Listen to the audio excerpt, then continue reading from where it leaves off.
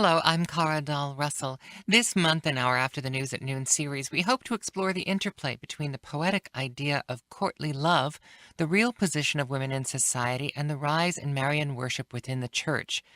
Not just in medieval times, but a very specific period of time in Europe, the years between 1000 and 1200. And when I say the church, I do mean the Catholic Church, because in this time period, it really was the height of the Catholic Church as the only socially and legally accepted church. The centuries after these would see the rise of schisms within the church, the Inquisitions, and eventually Protestantism. As always, our focus and way of illuminating the story will be through music, a variety of works from the period as well as works from other time periods that reflect on those early days. This week we'll discuss the cultural elements existing that set the stage for this historically peculiar veneration of women. Today I begin to set the stage for the times in which the ideal of courtly love arose. The term feudal is now somewhat disputed among historians, but most people have an idea of what the words feudal society means. It was a male-dominated, battle-saturated society with kings, lords, nobility tussling for unquestioned leadership through inheritance, and also backed up with physical power, and necessarily centered on a castle or seat of power. Because the king might be quite far away, many lords had rule of the land in their vicinity with little interference.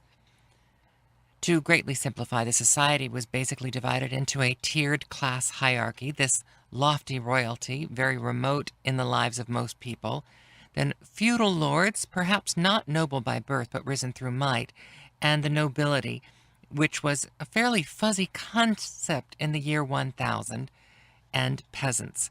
Today we think of peasants as the poor, but peasants in this time actually comprised the middle class.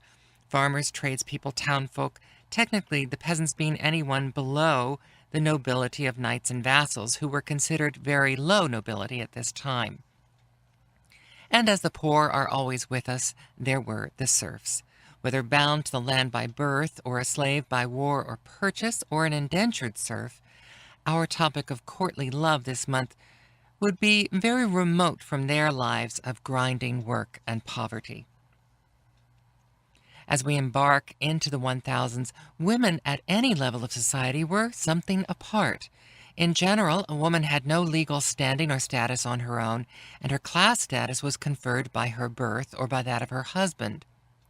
And while overall a woman's place was defined solely in relationship to a male, a father or husband, this particular time in Europe saw some slight advantages for women. For the first time, an unmarried woman of a certain age could actually be considered a full adult on her own, a femme seule, a woman alone. And interestingly, if a married tradeswoman had a business different from that of her husband, she too had that separate legal standing and separate assets, and also would be considered, for business purposes at least, a femme seule. If a husband and wife were convicted of a crime together, she was considered to be under his control, and only he bore the penalty. Pregnant women could not be tortured or executed, and all women were exempt from some extreme forms of torture, like the wheel, a version of the rack. Often the defining exemption at this time would be modesty. If the torture meant a woman's body would be revealed, women were exempt from that. The downside of this was that the usual death penalty allotted to women was burning, usually considered one of the worst deaths, even at a time when executions had reached a perverse kind of art form. This legal set-apart for women coincided with the first time in Europe that noble women could rise to a position of power, either during the absence of a ruling husband or, just as common, as regent for an underage son. They could rule castles, duchies, countries, and kingdoms. This new lifting of the position of women was one element that set the stage for the phenomenon of courtly love.